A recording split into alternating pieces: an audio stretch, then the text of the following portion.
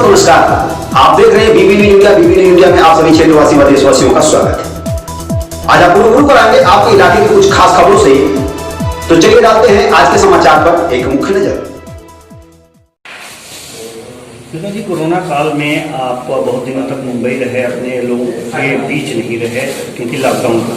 अब आप पहुंचे हैं, तो ऐसे में कुछ जो कोरोना काल में मजदूर की बेबसी है, वो भी बेबस मजदूर आपके क्षेत्र में पहुंचे हैं। आपके क्षेत्र से जो बाहर कमाने गए थे वो यहाँ पर पहुंचे हैं।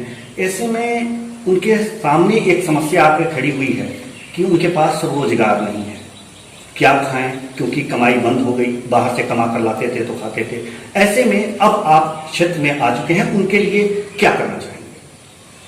देखिए, ये कोरोना काल में जो आर्थिक रूप से जो एक बहुत ही दुखदायी है कि जो आर्थिक आपदा आई हुई है, इसमें हमारे बहुत सारे जो काम करने वाले हैं वो दूर दूर प्रदेश से आए हुए हैं। उनके पास ऐसा कोई नहीं है कि वो अपने जीवन यापन के लिए कुछ कर सके इस कोरोना काल में। तो हम ये अपने तरफ से प्रयास करेंगे कि उनको एक आर्थिक रूप से सहायता पहुंचाया जा सके। जो भी लोग हैं, सरकार की तरफ से सहायता तो मिल ही रहा है, लेकिन जो हमारे पास बहुत सारे ऐसे साधन हैं, जैसे मनरेगा है, जैसे बहुत सारे लोगों का नाम नहीं है उस मनरेगा में, उसको लिस्ट में हम लोग डालेंगे और उनके पास काम करने के लिए जो सहायता चाहिए। अब हम चूँकि हम मुंबई में थे, अब आए हुए हैं, तो हम पूरा प्रयास करेंगे जो भी हमारे गरीब हैं उनको हम लोग ज़्यादा से ज़्यादा सहायता प्रदान कर सकें। जी, ये अच्छी बात है कि लोगों के प्रति एक समाजसेवी होने के नाते आपका जो भी दायित्व है उसे पूरा कर रहे हैं।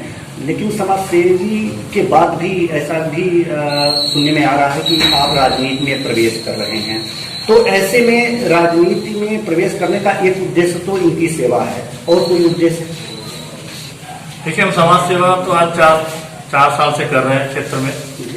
समाज सेवा में उतरा तो मेरा यही उद्देश्य था कि जो गरीब हैं, मजदूर, जो असहाय है, जिसका इस समाज में कोई सुनता नहीं है, जिसका कोई सुनवाई नहीं होता है, उनका हम मदद करने के लिए समाज सेवा का हमने ये बेड़ा उठाया था।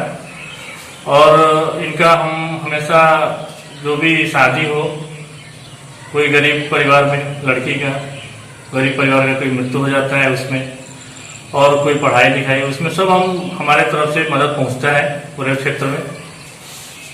और हम ये प्रयास करेंगे कि राजनीति की बात कर रहे हैं, तो राजनीति में हमारा आने का उद्देश्य यही रहेगा कि हमारे जो गरीब हैं, जिनकी कोई सुनवाई नहीं होती है, जिसका कोई हाथ पांव पकड़ने का हाथ नहीं थाम सकता है, उसको हम हाथ पकड़ के एक अच्छे मुकाम तक पहुंचाएं, उनको भी एक हक दिलाएं, उनका हम एक मदद कर सके, पूरा उनका सहायता कर सके, उनकी सुन सके। ये सब करने के लिए हम राजनीति में उनके लिए ही आएंगे, और कोई मेरा उद्देश्य नहीं है। गरीबों के लिए राजनीति में हम कदम डालेंगे।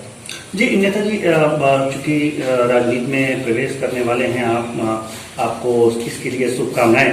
लेकिन एक चीज और बात सामने आती है कि जो यहाँ पर बुजुर्ग हैं, महिलाएं हैं और युवा, उनसे आपकी अपेक्षाएं बढ़ जाएंगी, तो उनके लिए आप क्या करेंगे? गरीब हैं, महिलाएं हैं और युवा हैं।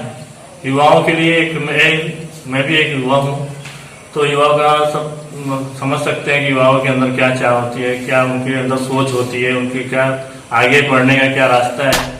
उनको जो भी युवा को एक मार्ग चाहिए, दर्शन चाहिए, जो खेल प्रति हो, आगे बढ़ने के लिए जो प्रेरणा है, उनको हम एक अच्छा मुकाम तक पहुँचाने का प्रयास करेंगे। आप उनको कुछ पूछना? आज के युवक वर्ग हैं या जो खिलाड़ी हैं, जो नौजवान आगे निकलना चाहते हैं, उनके लिए आप क्या कहना चाहेंगे, क्या करना चाहिए? देखिए, हम आज जब से हम इस समाज सेवा में आए हैं, तब से खेल के क्षेत्र में हो या युवा पढ़ाई के क्षेत्र में हो, जिस भी क्षेत्र में है युवा, अगर जिस तरह की सहायता हमारे पास चाहिए रहता है, हम भरपूर मदद करते हैं। और हम ये प्रयास करते हैं कि हमारी मदद से वो आगे बढ़े और क्षेत्र का और अपने गांव का सबका नाम रोशन करें। ये हमारा प्रयास है और हमेशा प्रयास रहेगा।